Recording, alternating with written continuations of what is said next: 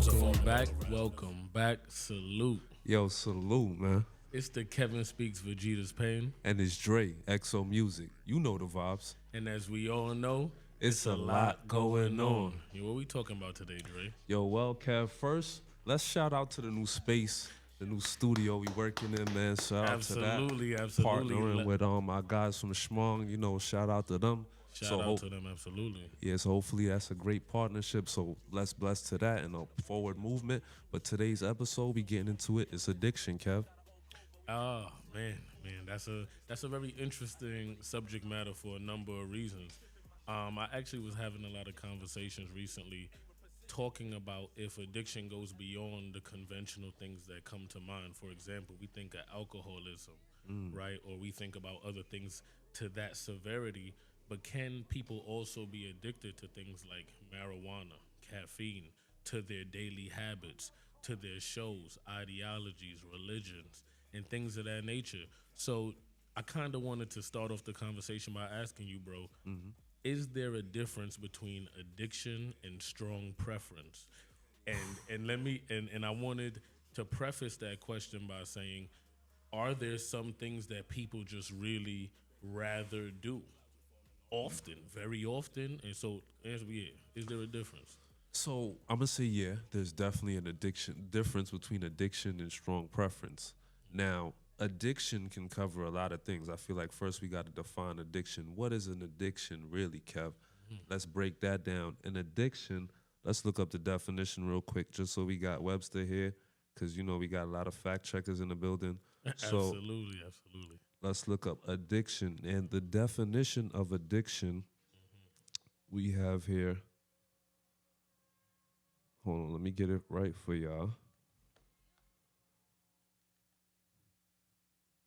My fault, y'all, for the long pause. Wi-Fi in here kind of acting slow. So the fact or condition of being addicted to a particular substance, thing, or activity.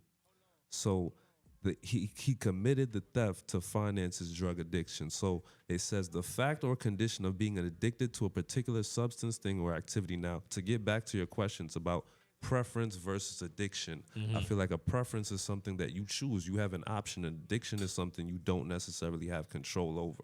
Okay. So I got that definition just for the fact checkers. But in my opinion, addiction is something you don't have control over. You go out of your way to get that thing. And other thing you said, which was, what was the other thing you said? My bad, my brain said. Oh, no. Preference? So it was strong preference versus addiction. So strong preference, you have the option, you have the choice. If I want to smoke marijuana today, do I need it? Now, I feel like there's levels with marijuana because that's a different thing. There's K2, there's different forms with it. People tamper with it. So to your personal choice, me personally, I'm going to choose to smoke marijuana. I don't feel like I have an addictive personality towards that, even though it's a substance. What about you? Do you feel like you have an addiction to marijuana, or you feel like that's just a personal choice of yours? I think that's a very interesting question. So if you say somebody does something often enough, right, I think it can look like addiction. I think the idea that I don't yearn for marijuana in moments where I'm being productive in other fields and spaces, right? So there's not a constant yearning. It isn't pulling me away from things that I believe I need to do, my responsibilities, etc. I think addiction, right, really starts to delve into, I'm almost gonna venture as far as to say the impact, right? The impact of it. Is it getting to that point where, right, where it's detrimental, where it's taking and pulling from? So it's taken away from your daily life. So if I spend my last $20 to get a dub over getting something to eat that day, am I addicted to marijuana, or just do I really want to smoke right now? Well, I think that's the decision I'm making. When I think you look at the hierarchy of needs, I think if you would take a recreational activity over a necessity, what many people would describe as a necessity, I do think that delves into and starts to cross and bleeds over into addiction, because how could it would be hard to argue the contrary, right? Just this idea of I'm gonna take my last $20 in place of food. Not to say, well, I'm gonna buy weed and it's gonna leave me with less money than I could have had to do something else. That, in my humble opinion, looks very different from now I'm not eating or I'm not doing essential things. So just to play God's advocate here, would you argue that they're positive addictions? Because I feel like Yes. there's a negative connotation around the word addiction, but they're positive addictions, right? I think there's positive addictions. When you look at fitness, for instance, right? I think you can have a positive addiction to fitness. Now, there are things like overtraining. There are things like obsession and obsessing over. But anything in excess is a bad thing. So I think I'd preface all of my comments by saying that to begin with. Okay. But the moment we start to ask ourselves, because then it ventures into habits.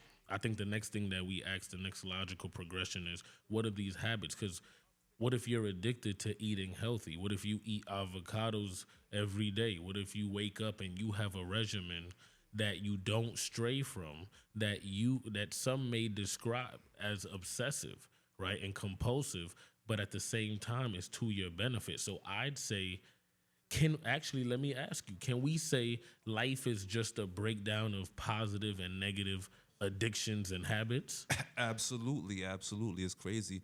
You just pointed out something that popped into my head. I was reading this book called Relentless. It was about Kobe Bryant, MJ, the guy that basically trains major athletes, Dwayne Wade, et Okay. cetera, et cetera. And basically, he has a term in that book called a cleaner. And basically, what a cleaner is, as opposed to average people in life who just go about average ways of getting towards their goal, the cleaner is addicted to the results, addicted to winning. So they're gonna go above and beyond basically to achieve those results. So whether that be extra hours in the gym, whether that be, get stepping up your fitness regimen, whether that be stepping up your eating program, all of those things, like you just said, really are positive addictions, but it's really the ultimate addiction to winning in that process and being addicted to the process of winning. So to basically piggyback off what you said, I absolutely agree. Life is really a series of positive and negative addictions because you could put yourself on a fast track to greatness real quick, or you could put yourself on a track to spiraling out of control real quick, because one of the biggest addictions in America, alcohol, Absolutely. and that's legal. That's legal. So, what do we do about alcohol addiction? But that's crazy. I actually pulled up a list of the top 10 addictions in America, and I want you to speak on these. So, the first one we got coffee. Talk to me about that. So I think that would be an unhealthy addiction, so to say, in my humble opinion. I don't drink coffee, right? So But you never went to Starbucks. No, I'd say I don't have a standing order or appointment at Starbucks. no caramel macchiato. Look, No, we not doing the macchiato. no caramel, no nothing. If they said they saw me, look, it depends on who said it. But no, in all seriousness, I think that would like a lot of people I know who are coffee drinkers. When they start to get into the realm of if they don't have a cup of coffee and their head starts to hurt and they're starting to feel physical ailments from trying to wean it. To me, I liken that to, what do you call it when you're trying to wean yourself off of a drug, right? If you're having withdrawals. So it almost seems like I'd venture to say things like coffee, and then we jump to another genre like religion and all of these things. If it takes you through like sort of a physical transformation or withdrawal to have to wean yourself off of it, isn't it like a drug, so to say? And then furthermore, if you need it, right? A lot of people talk about, right, needing coffee to get through their days. My question is, if we look at shows like Power and all of these things that probably allude to what's happening, right, in the financial district, et cetera, what's the difference between coffee and cocaine, right? In terms of like the people needing it to function, to do these high performance jobs that require so much, right, in the way of grinding. So I think that's one thing. Listen, they made a point in Power that Wall Street dudes, they need cocaine basically to survive with the high stress pressures Exactly. of Wall Street. So And they use coffee, right? and cocaine is another one high on that list. Another one we have is sex. Oh, Sex addiction. Now, I'm gonna be real with y'all. talk to them. If we gonna talk about addiction, I gotta be, Be real if you gonna be open. real. And Then. sex, that's one of my addictions. If I say that, if we being candid about some of our addictions, Kev, Well, that's one of them. See, I guess we having real. I guess we waking it up. Look, listen, bro, it's a lot going on, man. so it's a lot going on. So let's unpack that then, right? So because we always want to have critical discussion when you think about a sex addiction, because a lot of people, right, to play God's advocate, they could say, what's the difference between that and someone who just has a very high drive, who our biological imperative to spread our seed and all of that, while that does conflict with the more modern notion of monogamy. What about someone who goes, what's the difference between a healthy functioning male and a sex addict, so to say? Like, what makes that addictive? Now, I can only speak for myself in this situation, but I think the point that I really defined it for myself as sex addiction is when I would literally use sex as a distraction tool when I knew I could be doing something more productive towards my goals. Okay. So, for example, if I wanted to write some lyrics, and then I might say to myself, well, having some sex might help me free up and write more lyrics. But then ultimately, I went to sleep after that.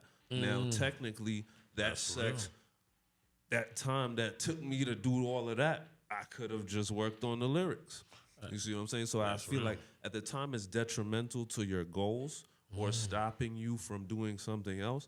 That's when I feel like it was a problem. So let's get into semen retention talks, because that's what I really started looking at to really help fight this addiction. And because like anything else, fitness, everything requires discipline to really change a habit or to build a habit. What was it, 18 days? About 21 days. 21 days to build a habit. So I started looking into semen retention. How you feel about semen retention?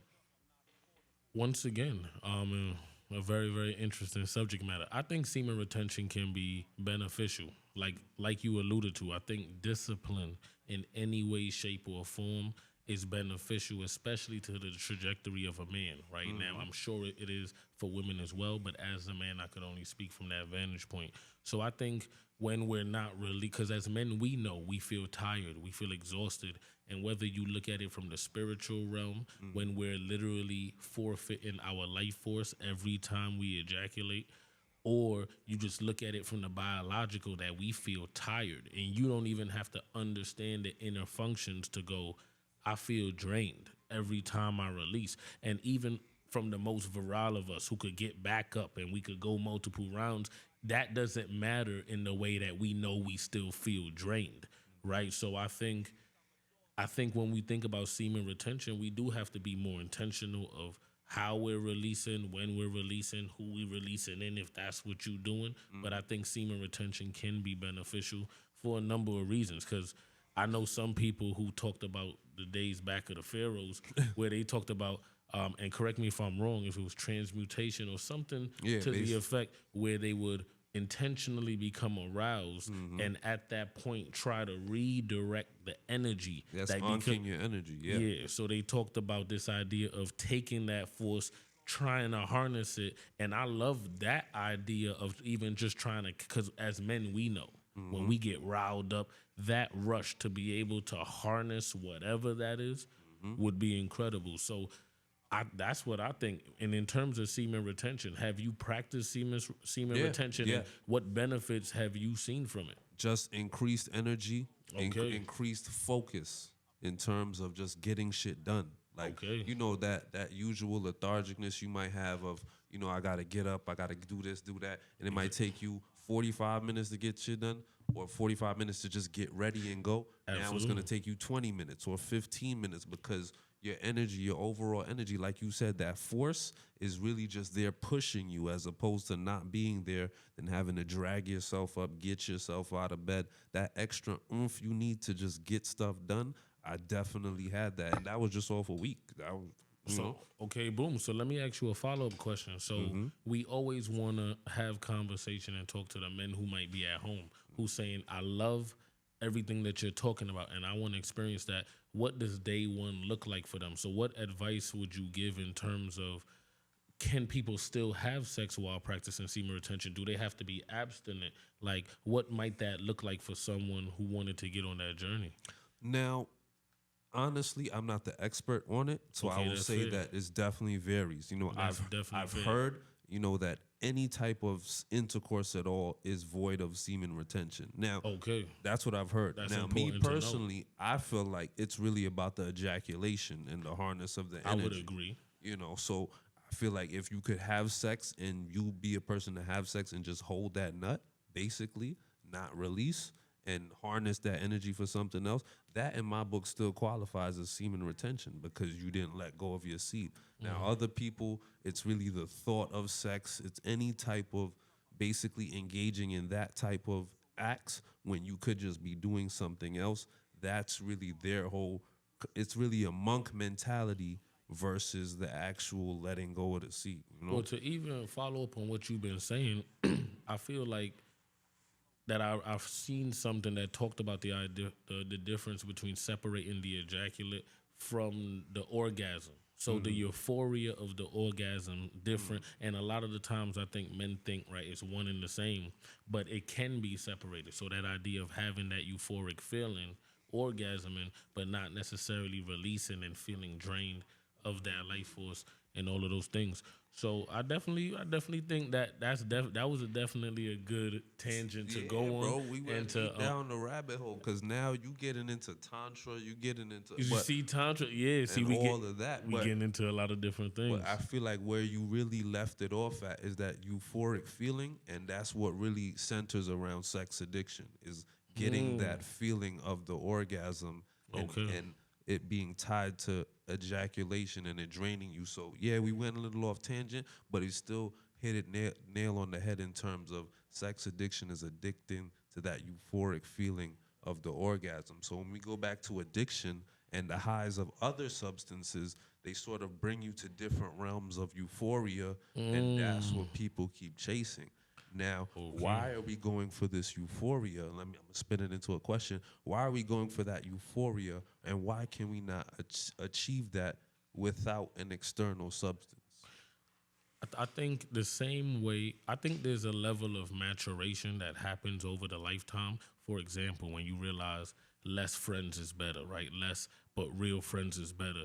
I think that we go through those type of progressions with many different things, and I think that euphoric feeling is kind of no different. I think everyday life for most people is very mundane, right? And I think chasing that euphoric feeling of that high, trying to recapture it, is an escape from the everyday lived reality, the problems, the issues.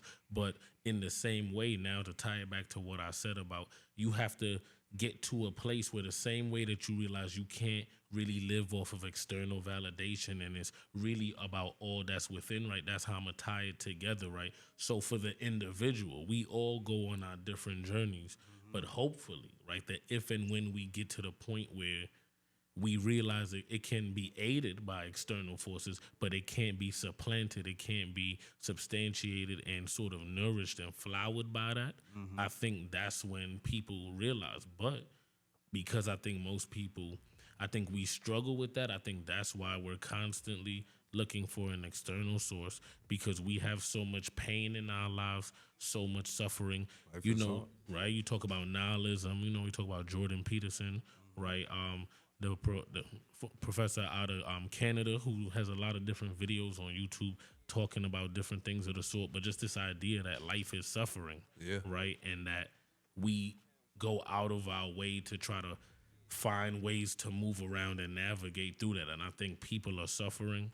I think we just got to come together. People are suffering and they're just trying to escape. It's how I So wrap it up. to your point, in terms of religion, now the person who says I need the Holy Ghost, which is essentially a euphoric feeling when you go and you catch the Holy Ghost. You talked about religion being an addiction. Now, with life Absolutely. being suffering, if we're basically going to the pastor, who's gonna argue about catching the Holy Ghost? So let me. So But let, you still got so let- pastors in private jets capitalizing on that. But hold on right now, because here's what's true. I don't think I don't think the nefarious actions of the people in positions really matter as much, right? So yeah, there are pastors who are living in excess and pastors who are doing too much, but as it pertains to the addiction of religion, I'll never forget back when I was in Memphis. I used to date this young woman, and we had went to a funeral, and as we were leaving, we were talking about religion, and I was pushing back, right, with all of the reasons why I thought that black people shouldn't subscribe to certain religions. And what she said was, I'll never forget, she said, Kevin, if there wasn't an overarching force to explain the random chaos that is the world, I think I would lose my mind. So she said, how do you explain to the person who loses their parent or something, how do they wrap their mind around it? If not, but this idea that there's a larger force, larger than yourself, that knows better and somehow this is for your betterment, or at the very least, the betterment of the world. And I think religion, in a lot of ways, from the outside looking in, I'd say it provides that for people. It provides an explanation for the things we can't explain, and our minds have a desire and a need to explain things. And when things happen that's unfathomable, imagine that. Imagine that something drastically violent and out of order that shifts your whole life happen, and it's no explanation other than it just happened. You see what I'm I mean, saying? I could give you a perfect example. I was just in a car accident, I want to say 3 weeks ago. Took the whole front of my car off. I'm standing here, was sitting here talking to you. Thank the Lord. Thank So, God, we got to absolutely. thank God for that. So, that is a situation I can give you where there's no explanation as to why, you know, I'm just perfectly physically fine when my car is. If you looked at the car, you'd be like, no way, bro. So, that is an extenuating circumstance that I can't explain on a logical level at all. So we definitely need to believe in something. But in terms of just being addicted to that or investing yourself so much in that that now you allow people in charge of these realms to basically capitalize off of you because of your craving for that feeling of home or feeling of safety. That is what I guess I was trying to get at, because if we see that as the problem, if we look at it as a problem, for example, the lady that goes to church every Sunday, she's there during the week too. She's, collecting plates. She's raising money for the church. She loves the church. She lost her husband to an extenuating circumstance, but she's investing her time and energy in the church. And the pastor is taking some of the money and, So my question is, how is that different from the person who takes their money and gives it to the drug dealer to go do and live a lavish lifestyle? And is it not all forms of exploitation? And really, you sub out the preacher for the drug dealer because you go in and take. And here's what's true. So now the exploited in the analogy is the woman who's going to the church. But I to play God's advocate and ask, what's different about the woman that goes to the church to get through the week or get through the days versus the person who goes and buys a dub to roll up to get through the week, to get through the day? The question is it is it fundamentally and theoretically different when these people are utilizing like these same, it's like similar mechanisms for to the same end? So now the question is for the alcoholic who drinks to escape. Is that different from the person who goes, yo, I had a long day, I need to smoke a spliff, from the person who goes to church? Because so now we really have to act. So I think every single realm looks at the other realms and goes, they're addicted, they're being exploited. Because the people in church look at the drug addicts and go, they're being exploited. And the drug addicts go, so right, I'm not. You're being exploited, and Right. it's a vice so versa. so you're basically saying everyone's pointing fingers at everybody else, so but so let me ask you: do you think so? I guess to ask the question: is there a difference between the person who takes their money to the drug dealer for the desired outlet of whatever that is, and whether it's escapism, euphoria, the couple of different things that we've touched upon, versus the person who goes to church? I think fundamentally, in the analogy that you broken down, there's no difference. The only difference that I would say is the effect that it has on your overall life. So, is it positive or is it negative? Fitness, you could go to the gym 6 days a week. You know, if it's positively affecting your life, you looking good, feeling good, shout out to you. You know, Absolutely. It's the same thing goes with church. As long as it's not detrimental to your life, the only difference is how it's viewed. So the person that's doing crack cocaine, spending their 20 on crack cocaine, now if they look crazy, if they can't maintain their job, if they lose their stuff because of this addiction, that's the only difference that I could really say is it affecting your life positively or is it affecting it negatively? Quite frankly. Absolutely. Yeah. Let me see what else we got. I'm not gonna lie, yeah, we've been diving in. We've been unpacking the subject matter. Really, I think we touched on a bunch of different vantage points, and I think really and truly, as we have follow-up episodes, we definitely want to invite people who are in the space, in the field, so they can speak from that vantage point. But I think talking about it through the lens of social addictions versus the conventional addictions that we may think about, trying to draw a distinction.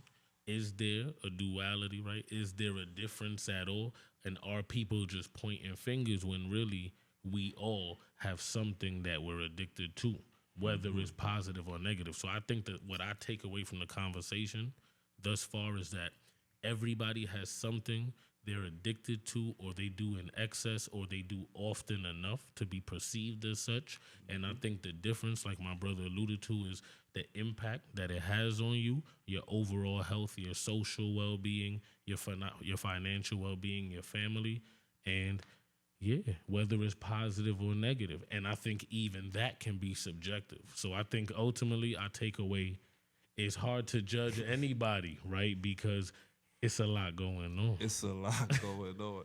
That's a We'll fact. leave it there for now, man. But just again, shout out to Smong for allowing us to use the Absolutely, space. man. Much Shout love. out to them. Go check Guys, them out, please. Definitely. And we're gonna bring some guests in here soon. Keep you guys updated on what's going Absolutely. on. But as we all know, it's a lot going on. Yo, salute. Smoking dope up in the corner. Clouds are forming all around us.